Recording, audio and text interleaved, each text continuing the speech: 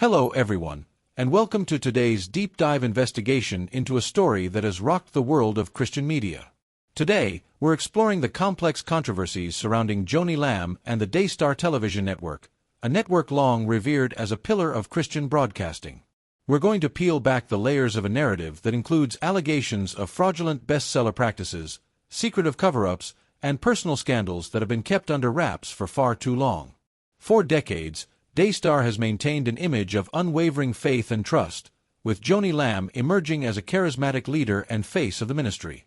But recent revelations have cast doubt on the integrity behind that image. In this video, we'll examine everything from the controversial tactics used to push a book onto bestseller lists to allegations of concealed scandals within the leadership ranks. Our goal is to present a balanced investigation that encourages you, the viewer, to question, research, and decide for yourself. Before we get started, please take a moment to hit the like button and subscribe to our channel. Your support ensures that we can continue bringing you detailed, investigative content like this. Now, let's dive into the story.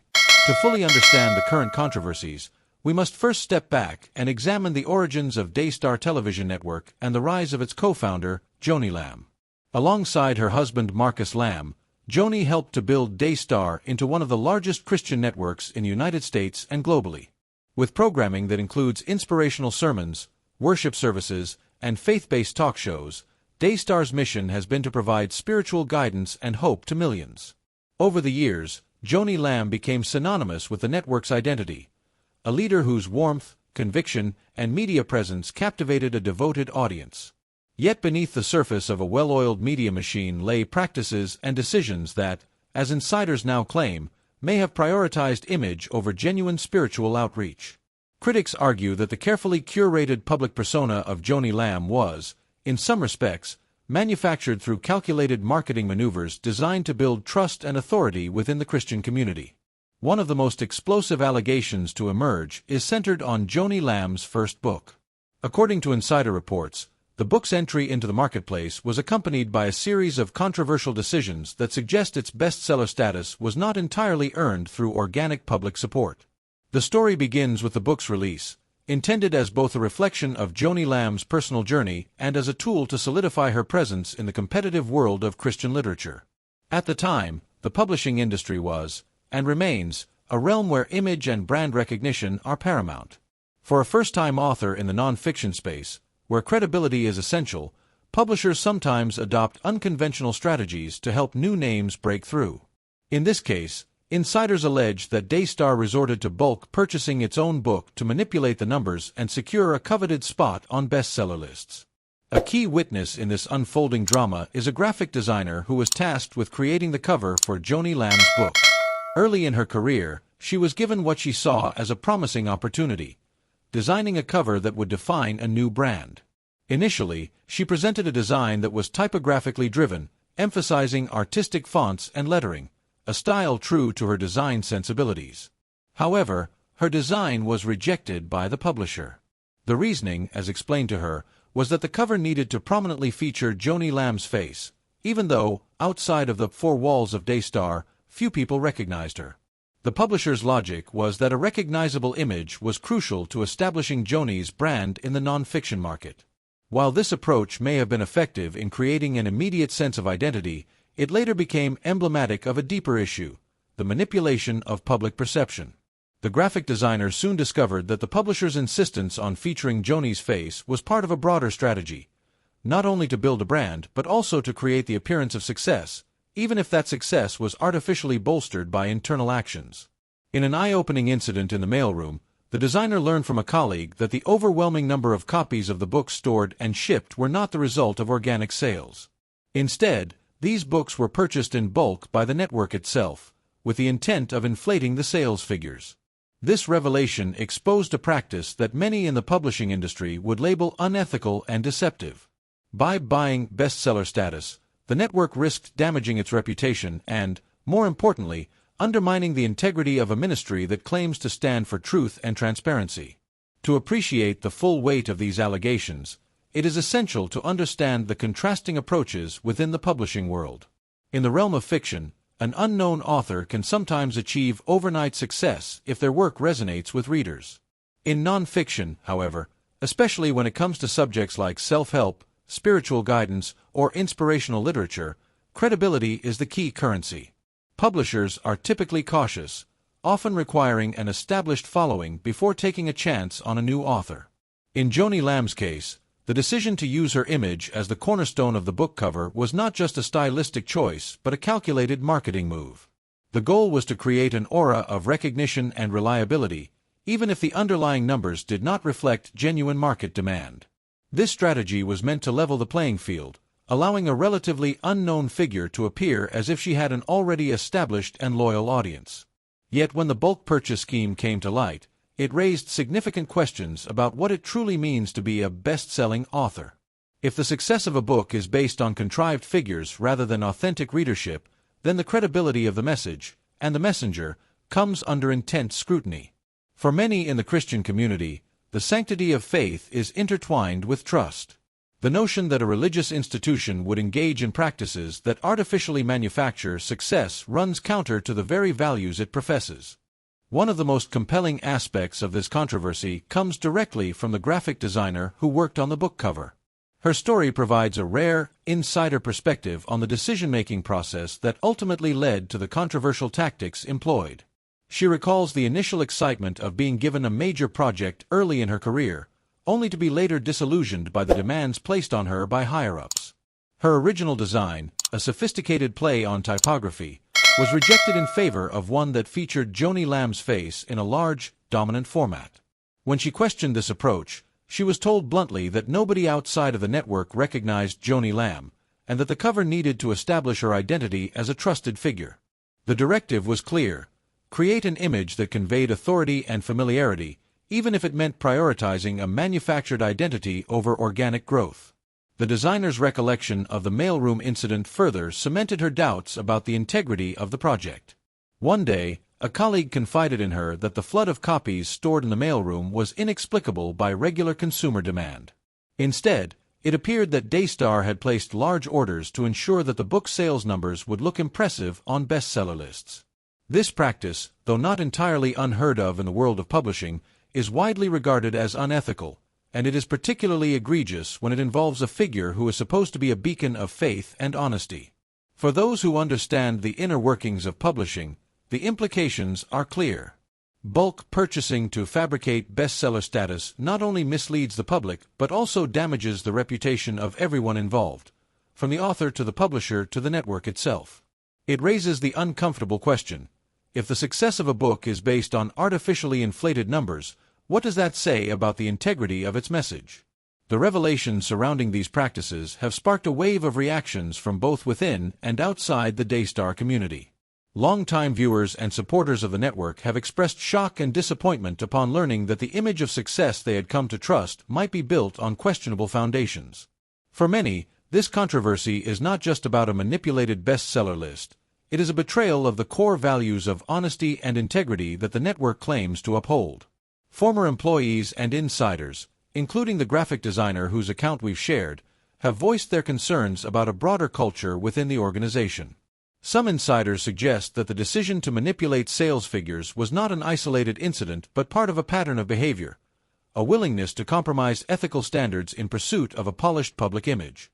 When questioned about these practices, some insiders were met with dismissive labels such as blackmailers or troublemakers, implying that any attempt to hold leadership accountable was met with hostility. This internal conflict has spilled over into the public domain. Critics on social media and various online forums have seized upon the controversy as evidence of a larger problem: that the pressures of modern media and the demands of maintaining a successful brand can lead to ethical lapses, even in institutions that claim to be guided by divine principles. The debate has ignited passionate discussions about transparency, accountability, and the role of religious media in the digital age. While the bestseller controversy has garnered significant attention, it is only one aspect of a much larger narrative that some insiders say has long haunted Daystar. Alongside the allegations of manipulated book sales, there are accounts of a personal scandal that has been carefully concealed from the public. This scandal, often referred to as the 7-year affair, involves claims that a prolonged extramarital relationship was not only hidden from the public but actively covered up by the network's leadership. According to various sources, the affair involved high-ranking figures within the organization and lasted for an extended period, reportedly 7 years. Details remain murky, as those who have spoken about the incident have done so under conditions of anonymity and with a clear desire to avoid further controversy. What is known, however, is that the affair was treated as a dirty little secret within Daystar, a scandal that was deliberately suppressed to protect the network's image. The implications of this hidden scandal are significant. In an organization that prides itself on moral leadership, the revelation of personal misconduct can undermine the credibility of its entire mission. When allegations of personal scandal are coupled with unethical business practices like the alleged manipulation of bestseller numbers, the resulting picture is one of deep-seated hypocrisy. For many followers who look to Daystar for spiritual guidance, these revelations are not just disappointing, they are profoundly disillusioning. The narrative of the affair also highlights a troubling trend: the tendency of some institutions to prioritize image management over transparency. By keeping the scandal under wraps, the leadership at Daystar may have succeeded in avoiding immediate public backlash. However, as more details emerge, it becomes increasingly clear that the cost of such secrecy is measured not just in terms of public trust, but in the long-term integrity of the organization itself. At its core, the controversy surrounding Joni Lamb and Daystar raises critical questions about ethics in the world of religious media. Religious organizations are often held to a higher standard by their audiences, standards that emphasize honesty, humility, and moral rectitude. When a leader is found to have engaged in practices that appear to contradict these values, the fallout can be particularly severe. The use of deceptive tactics, whether it's the bulk purchasing of books to fabricate a bestseller status or the deliberate concealment of personal scandals, strikes at the heart of the trust that the audience places in its leaders. For many believers, the authenticity of a religious message is intertwined with the character of its messenger. When discrepancies between a public persona and private practices come to light, the result is a crisis of faith that extends far beyond mere public relations. Moreover, these controversies highlight the tension between commerce and conscience in modern media. In an era where numbers, metrics, and ratings are the currency of success, there is a growing temptation to prioritize appearances over substance. For organizations like Daystar, the stakes are particularly high. The network's influence is built not only on its ability to reach large audiences, but also on its claimed commitment to ethical and moral principles. When that commitment is called into question, it forces both the leadership and its followers to reevaluate the true meaning of success in a faith-based context. To fully understand why the alleged practices of Daystar are so controversial, it helps to explore how bestseller lists are compiled and why they matter so much in the publishing world. Bestseller lists are more than just a reflection of sales numbers. They are seen as a validation of quality and relevance in an extremely competitive market. For nonfiction authors, especially those writing on topics like spirituality, self-help, or inspirational life stories, the credibility conferred by being labeled a bestseller can open doors to new opportunities, wider distribution, and greater public recognition. However, the credibility of these lists depends entirely on the integrity of the sales figures reported. When a publisher or a network artificially inflates these numbers, it not only misleads the public but also devalues the concept of genuine success. It undermines the efforts of countless other authors who have worked hard to build a following through authentic engagement with their readers. In the case of Joni Lamb's book, the allegations suggest that the impressive numbers showcased on bestseller lists may have been nothing more than a carefully constructed illusion, a facade designed to establish credibility rather than reflect true popularity. For those who value transparency, this kind of manipulation is particularly troubling. It calls into question the entire process by which public trust is earned and maintained. If success is measured not by the genuine impact of one's work but by the ability to manufacture numbers, then what does that say about the value system that underpins our cultural institutions? The fallout from these controversies has been multifaceted, affecting both Daystar's internal dynamics and its relationship with the broader Christian community. For many viewers and supporters, the allegations strike at the core of what they believed Daystar stood for: a ministry grounded in truth, transparency, and spiritual guidance. The idea that the network might engage in practices that artificially inflate its success is deeply disheartening. Within the organization, there are whispers of discontent among staff and former employees who feel that ethical lines were crossed in the pursuit of a polished public image. Some insiders have hinted that these practices were symptomatic of a broader culture of image management, a culture that prioritized optics over accountability.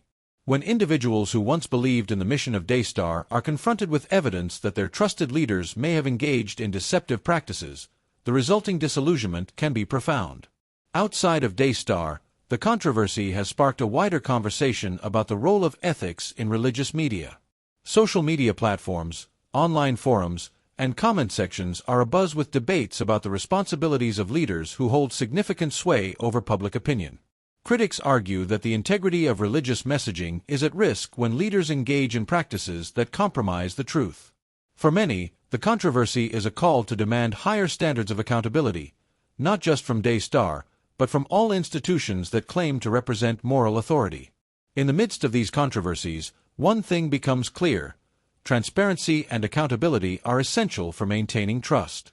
The story of Joni Lamb and Daystar serves as a stark reminder that no matter how polished a public image may appear, it is only as strong as the integrity behind it. When leaders or organizations are found to be concealing the truth or manipulating data for the sake of appearances, they not only risk losing their credibility but also alienating the very communities they are meant to serve. For viewers of religious media, this is a lesson in vigilance. It is a reminder to look beyond the surface and ask difficult questions about the practices that underpin the success of our most trusted institutions. As consumers of media, our role is not just to passively accept the narratives presented to us, but to actively demand honesty and accountability from those in positions of power. In today's digital age, where information is abundant and access to alternative viewpoints is easier than ever, the pressure is on for organizations to be transparent about their practices. The controversy surrounding Daystar is not just about one network or one book. It is part of a broader conversation about the values that we hold dear in our society and the lengths to which we are willing to go to protect those values. Despite the extensive discussion and mounting evidence presented by various insiders, many questions remain unanswered. Has there been an official investigation into the practices surrounding the Bestseller controversy? What legal or ethical consequences might arise if these allegations are proven true? And, most importantly, how will this controversy affect the millions of viewers who have placed their trust in Daystar's message? These are difficult questions, and the answers may take time to emerge. What is clear, however, is that the controversy has sparked an ongoing dialogue about the intersection of faith, media, and ethics, a dialogue that is as necessary as it is complex. As more details come to light, it is our responsibility as viewers and concerned citizens to remain engaged, ask tough questions, and demand that truth and transparency prevail. In closing, the story of Joni Lamb and the Daystar Television Network is a cautionary tale about the challenges of maintaining integrity in today's media landscape. From the alleged manipulation of bestseller lists to the suppression of personal scandals, the controversies we've discussed today highlight the importance of transparency, accountability, and unwavering ethical standards.